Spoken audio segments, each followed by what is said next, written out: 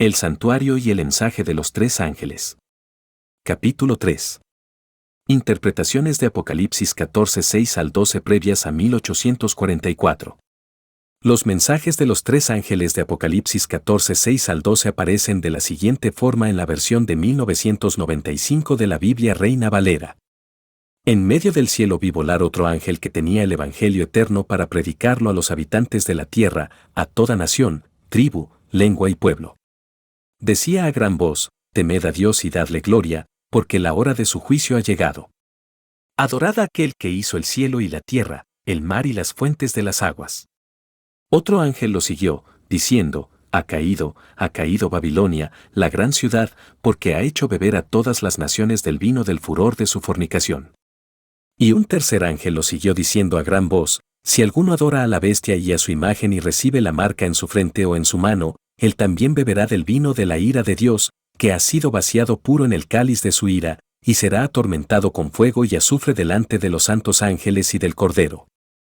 El humo de su tormento sube por los siglos de los siglos. No tienen reposo de día ni de noche los que adoran a la bestia y a su imagen, ni nadie que reciba la marca de su nombre. Aquí está la perseverancia de los santos, los que guardan los mandamientos de Dios y la fe de Jesús.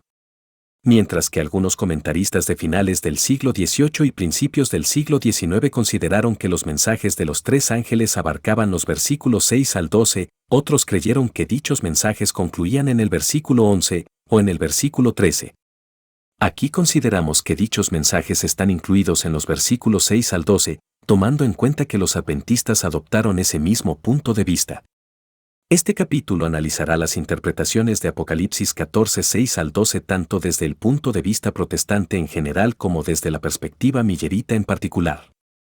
Interpretaciones de los protestantes no milleritas sobre Apocalipsis 14:6 al 12. Los protestantes de finales del siglo XVIII y principios del siglo XIX interpretaron Apocalipsis 14:6 al 12 de diversas formas. Aunque muchos autores enfatizaron la idea de que los mensajes de los tres ángeles ya se habían cumplido, otros los vieron como deberes especiales y que le competen a la Iglesia de Cristo. El mensaje del primer ángel. Varios comentaristas de la época consideraron que el mensaje del primer ángel de Apocalipsis 14:6 y 7 se había cumplido cuando los emperadores orientales, Carlomagno y algunos obispos del siglo VIII se opusieron a la adoración de imágenes. Otros autores relacionaron al primer ángel con los valdenses y con los albigenses o con John Wycliffe. Alexander M. Leod, 1774 al 1883, incluyó en su interpretación a los valdenses y a quienes los apoyaban hasta el tiempo de Juan Hus y de Jerónimo. Otros autores identificaron al primer ángel como Martín Lutero y la Iglesia luterana o el establecimiento de las sociedades bíblicas y las sociedades misioneras. William Cunningham, 1776 al 1849, relacionó al primer ángel con el creciente interés en la interpretación profética. Mientras que otros defendieron la idea de que la misión de aquel ángel estaba aún en el futuro. Estos mismos comentaristas entendieron que la expresión la hora de su juicio proclamaba un juicio en contra de la idolatría, de la apostasía, del papado y del anticristo. M. Leod afirmó, por ejemplo, que dicha expresión no podía aplicarse al juicio final, ya que otros ángeles que aparecen después también señalan acontecimientos de carácter judicial. El mensaje del segundo ángel. En cuanto al mensaje del segundo ángel, algunos comentaristas entendieron que representaba a los valdenses o a los albigenses, a Juan Hus y a Jerónimo de Praga, a Martín Lutero, a Juan Calvino y a la Iglesia Reformada. M. Leod creyó que este ángel incluía al mismo tiempo a Zwinglio, a Lutero y a Calvino además de sus colaboradores y sucesores. Eisen Smith, 1762 al 1849, identificó al segundo ángel con la proclamación de la caída de la sede papal durante y después de la Revolución Francesa de 1789. Sin embargo, otros ubicaron el cumplimiento de la obra del segundo ángel en el futuro. La expresión Babilonia, por lo general se aplicaba a la Iglesia de Roma y al papado. No obstante, James Peirce interpretó esta expresión de forma más amplia al relacionarla con una apostasía generalizada que puede ser dividida en paganismo, papismo y protestantismo. Robert Reid identificó a Babilonia con las falsas doctrinas enseñadas por la Iglesia de Roma y por las iglesias protestantes. Por ende, la caída de Babilonia representaba la caída de las falsas doctrinas, producto del descubrimiento de la verdad. El mensaje del tercer ángel. Siguiendo la línea de pensamiento anterior, muchos estudiosos entendieron que el tercer ángel de Apocalipsis 14, 9 al 12 ya se había cumplido en Martín Lutero o en la Iglesia Anglicana. Sin embargo, otros creyeron que el tercer ángel encontraría su cumplimiento en el futuro. Por ejemplo, Alexander M. Leo describió que sería una gran reforma futura que serviría de preámbulo al milenio. Los protestantes, en sentido general, identificaban a la bestia de Apocalipsis 14:9 con el papado. También entendían que la expresión la bestia y su imagen se refería a todo el sistema de superstición romana, al papado, a sus dominios y a su pueblo, y a todos aquellos, incluyendo a los protestantes, que se adherían a los principios papales. Por lo visto, los comentaristas protestantes de fines del siglo XVIII y principios del siglo XIX consideraban que los tres ángeles de Apocalipsis 14, 6 al 12 eran heraldos de una reforma, mientras que muchos autores resaltaron el cumplimiento pasado de los mensajes de los tres ángeles, otros los vieron como reformas internas de la Iglesia cristiana, del presente o incluso futura. A continuación veremos cómo los milleritas interpretaron Apocalipsis 14, 6 al 12. Interpretaciones milleritas de Apocalipsis 14, 6, 12. Los milleritas también estudiaron los mensajes de los tres ángeles de Apocalipsis 14.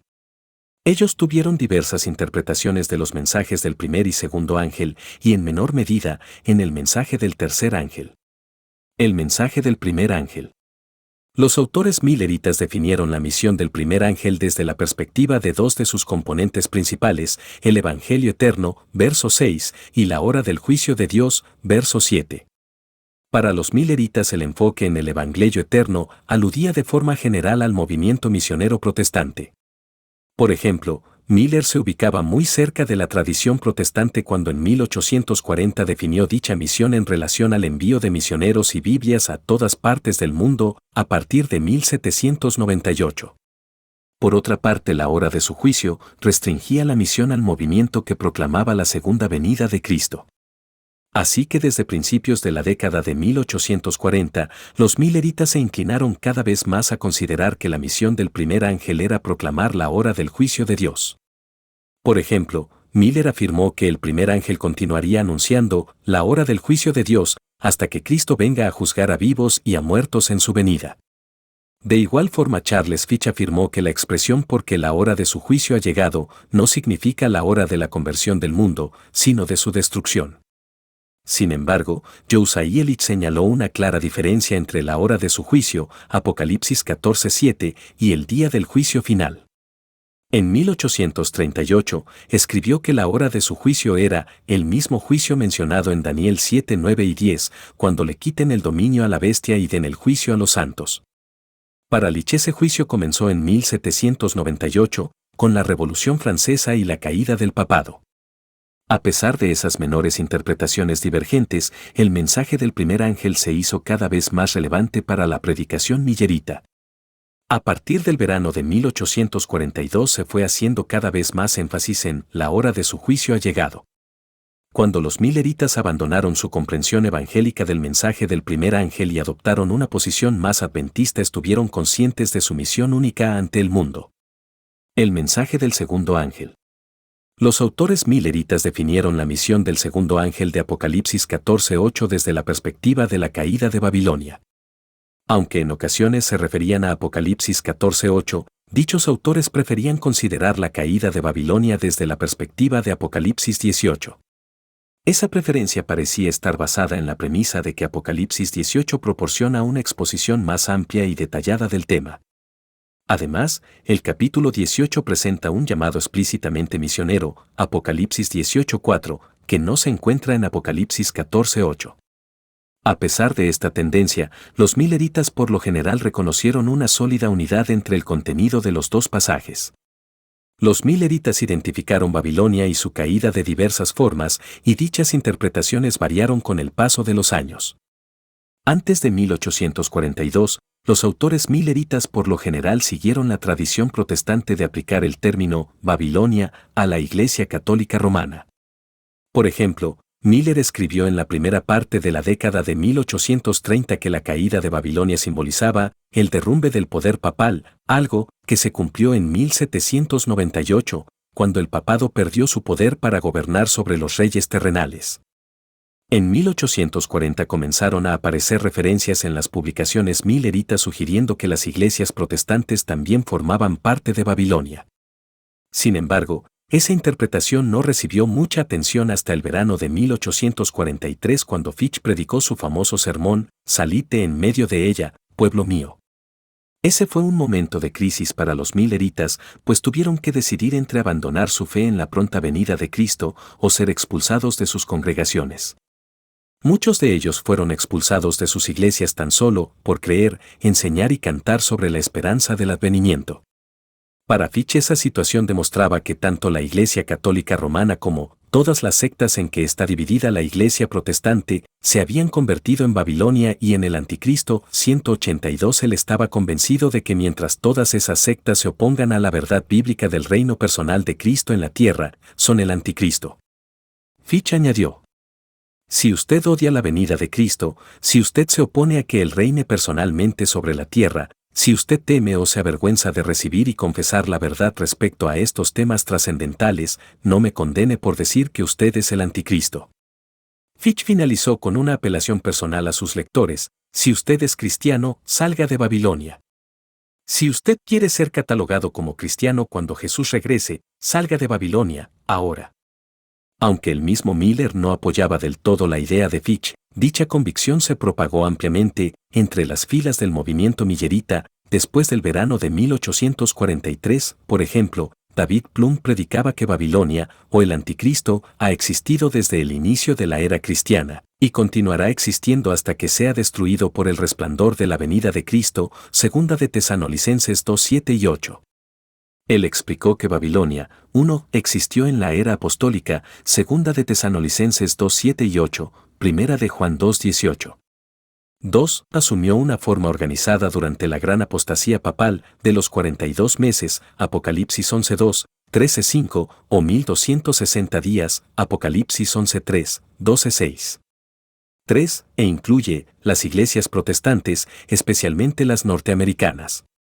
Plum consideró que las iglesias protestantes formaban parte de Babilonia por 1. Las divisiones y la confusión por la que se caracterizan.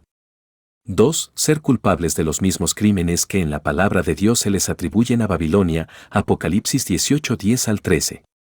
George Storr sugirió dos razones de índole eclesiástica para incluir tanto al catolicismo romano como a todas las denominaciones protestantes en la categoría de Babilonia. La primera razón era la confección de credos, ya sean escritos u orales, que se consideraban como la prueba de comunión. La segunda razón fueron las organizaciones humanas. Para Storr, ninguna iglesia puede ser organizada mediante la intervención humana, porque de otra forma de inmediato se convierte en Babilonia en el momento que es organizada. Además, Storr era un defensor de la inmortalidad condicional del alma y consideraba que la doctrina de la inmortalidad del alma era otra característica de Babilonia. De manera que la caída de Babilonia fue interpretada como un proceso de apostasía teológica. La revista Voice of Truth, Voz de Verdad, del 29 de junio de 1844 publicó en el editorial que dicha caída había sido un proceso gradual que culminó en el rechazo final de la verdad de parte de la Iglesia nominal. Él afirmó: vez tras vez la Iglesia ha rechazado las verdades que le han sido presentadas, al punto que ha despreciado la última y más gloriosa de todas, la segunda venida de Cristo, tal como los judíos rechazaron su primera venida. Al considerar que tanto la Iglesia Católica Romana como las denominaciones protestantes habían apostatado, los milleritas creyeron que su misión era restaurar la verdad bíblica y preparar a un pueblo para el pronto regreso de Cristo. El mensaje del tercer ángel. Mientras que los autores milleritas analizaron el mensaje del primer ángel en muchas ocasiones, y en algunas el mensaje del segundo ángel de Apocalipsis 14, permanecieron prácticamente en silencio respecto al mensaje del tercer ángel. Sin embargo, hay unas pocas referencias a dicho mensaje en los escritos milleritas. Los milleritas interpretaron la bestia y su imagen, Apocalipsis 14:9, de varias formas diferentes. Para Miller, por ejemplo, representaban el paganismo y el papado. Para Fitch ambas se relacionaban con el papado. Él afirmó que el papado según se muestra hoy es únicamente una imagen o representación del papado de antaño. Leach consideró al mensaje del tercer ángel como la última advertencia dada al mundo que trazará una línea de demarcación entre Babilonia y Sión, Apocalipsis 14:14 al 16. Por otro lado, Stokes afirmaba que la misión de este ángel era anunciar las plagas que caerán sobre aquellos que no acepten la advertencia de salir de Babilonia. También afirmaba que debido a que el mensaje de este ángel sería cumplido sobre la tierra, Apocalipsis 16:2, el texto de Apocalipsis 14:9 al 11 apuntaba al castigo de los impíos en el futuro, y que por tanto no rebatía la inmortalidad del alma. Stokes trajo este tema a colación a causa de sus creencias en la inmortalidad condicional del alma y la aniquilación final de los impíos. En resumen, a finales del siglo XVIII y principios del XIX, hubo un reavivamiento a nivel mundial sin precedentes en el estudio de las profecías bíblicas. Entre los elementos proféticos investigados tanto por los milleritas como por los protestantes de habla inglesa no milleritas estaba el significado de los mensajes de los tres ángeles de Apocalipsis 14:6 al 12. Los comentaristas protestantes no milleritas consideraron que la misión del primer ángel, Apocalipsis 14:6 y 7, ya se había cumplido. Algunos de los protagonistas sugeridos para el cumplimiento de esta profecía fueron los emperadores de Oriente, Carlomagno y algunos obispos del siglo VIII, los valdenses y albigenses, John Wycliffe, Juan Hus y Jerónimo de Praga, Martín Lutero y la Iglesia luterana, las sociedades bíblicas y misioneras, así como el creciente interés en las profecías bíblicas. Hasta 1840 los milleritas definieron la misión de este ángel como enfatizando la predicación del Evangelio eterno, Apocalipsis 14:6. A partir del principio de la misma década se inclinaron a interpretar el mensaje del primer ángel como la proclamación de la hora del juicio de Dios, verso 7, por el movimiento de la segunda venida de fines del siglo XVIII y principios del XIX. En cuanto al segundo ángel, los protestantes en sentido general consideraron que se refería a la obra de los valdenses, John Hus, Jerónimo de Praga, Martín Lutero, Ulrico Zwinglio o Juan Calvino, así como por la caída del papado consecuencias de la Revolución Francesa. Por lo general se entendía que Babilonia se refería a la Iglesia de Roma y al papado.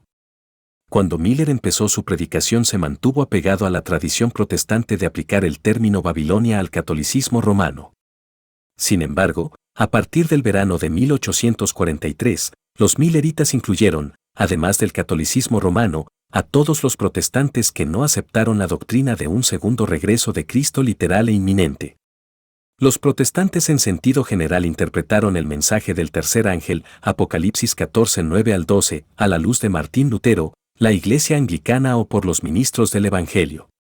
Mientras que la bestia, Apocalipsis 14:9, era por lo general identificada como el papado, la expresión la bestia y su imagen se aplicaba a todos aquellos, incluyendo a los protestantes, que seguían las directrices del papado. Los milleritas por su parte consideraron que el mensaje del tercer ángel era la última advertencia de Dios para el mundo. Y ellos, los milleritas, eran el instrumento escogido para dar dicha advertencia. Mientras que Miller entendía que la bestia y su imagen, Apocalipsis 14:9 y 15:13, eran respectivamente el paganismo y el papado. Fitch aplicaba dichas expresiones únicamente al papado. Como conclusión a esta primera sección podemos decir que aunque Daniel 8:14 y Apocalipsis 14:6 al 12 pudieran haber sido muy importantes para los milleritas, fue en el adventismo guardador del sábado que dichos textos adquirieron un papel mucho más protagónico y fundamental. De hecho, los adventistas observadores del sábado llegaron a considerar que la interrelación de esos dos textos constituían la base de su mensaje y misión. Fin del capítulo 3.